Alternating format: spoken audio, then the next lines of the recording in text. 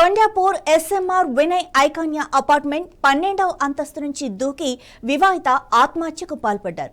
భర్త అన్మోల్ కుమార్ తో కలిసి అపార్ట్మెంట్ లో నివాసం ఉంటున్నారు.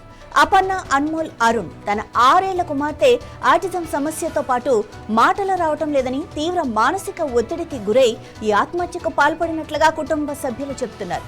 ఇక కుటుంబ సభ్యులు ఇచ్చిన ఫిర్యాదు మేరకు ఈ కేసు కూడా దర్యాప్తు చేస్తున్నారు పోలీసులు. ఇక గచ్చిబౌలి ఇన్స్పెక్టర్ బాలరాజు ఆధ్వర్యంలో ఈ విచారణ జరుగుతోంది.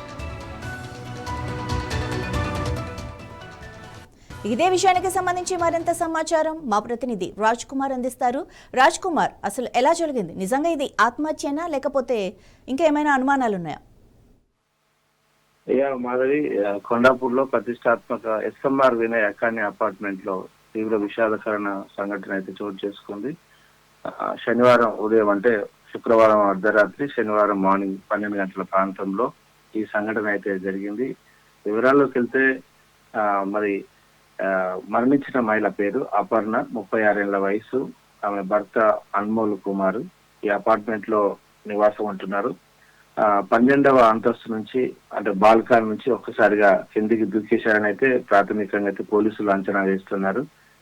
షూ పెడుతుంటారు కదా, షూ రాక్ దగ్గర నుంచి ఆమె కింద పడ్డట్టుగా అయితే గుర్తించారు. తీవ్ర గాయాలయ్యాయి.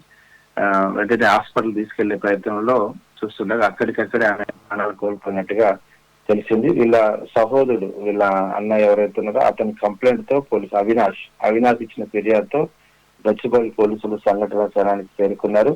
అయితే వారికి ఒక కుమార్తె ఉంది.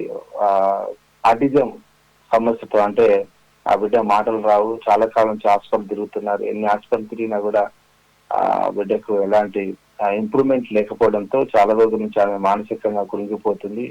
ఇక మాటలు రావు, ఆరోగ్యం బాగోదు. ఎన్ని రోజులు దాఖలా తిరిగినా, మందులు వాడినా కూడా ఎలాంటి లాభం లేదని మానసికంగా ఒత్తిడికి గురై ఈ యొక్క నిర్ణయం తీసుకున్నట్టుగా అయితే ప్రాథమికంగా పోలీసులు అంచనా వేశారు, వారి కుటుంబ సభ్యుల సమాచారంతో.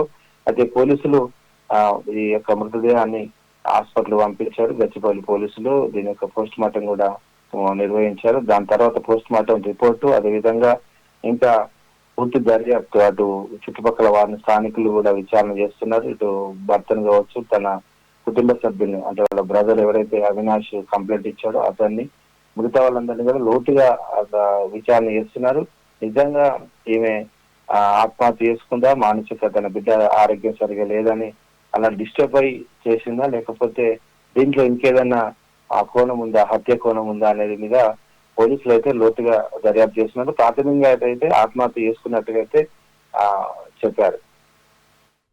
రైట్, అంటే అక్కడ సీసీటీవీ ఫుటేజ్ ఏం లేదా? అంటే తను నిజంగానే దూకిందా లేకపోతే ప్రమాదవశాత్తు జారి పడిందా?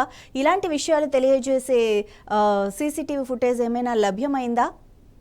ఆ ప్లేస్ లో లేదు. ఇంకా అపార్ట్మెంట్ పెద్దది, చాలా పెద్దది. అపార్ట్మెంట్ సంబంధించిన ఇంకా వేరే సీసీ ఫుటేజ్ చూస్తున్నారు. అదేవిధంగా పక్కన వాళ్ళతో కూడా అక్కడ స్థానికులు ఉంటారు కదా, వాళ్ళని కూడా ఎంక్వైరీ చేస్తున్నారు. వీళ్ళకి ఏమైనా గొడవలు అవుతున్నాయా, భార్య భర్తల మధ్యలో ఏమైనా ప్రాబ్లమ్స్ ఉన్నాయా, ఎలా ఉంటున్నారు, వీళ్ళ యొక్క దాంపత్య జీవితం, తర్వాత ఈ కుటుంబానికి ఇక కుటుంబానికి ఇంకేమన్నా ఇంటర్నల్ ఇష్యూస్ ఉన్నాయా అనే దాని మీద పోలీసులు అయితే ఎంక్వైరీ చేస్తున్నారు.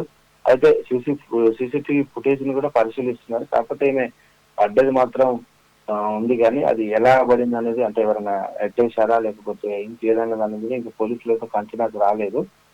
ప్రాథమికంగా అయితే ఆత్మహత్య చేసుకున్నట్టుగా భావిస్తున్నారు. కానీ పూర్తి సమాచారం సీసీ కెమెరాలు కావచ్చు, ఆ తర్వాత ఇదివరకు గతంలో ఏమైనా గొడవలు అవుతున్నాయా వీళ్ళిద్దరి మధ్యలో, ఆ పక్కన వారి స్థానికులు, అక్కడ వాచ్మెన్, తర్వాత అపార్ట్మెంట్ సంబంధించిన వాళ్ళను పూర్తిగా విచారించిన తర్వాత ఒక కంక్లూజన్ కి అయితే వస్తారని పోలీసులు అయితే మనకు సమాచారం ఇచ్చారు. రాజ్ కుమార్.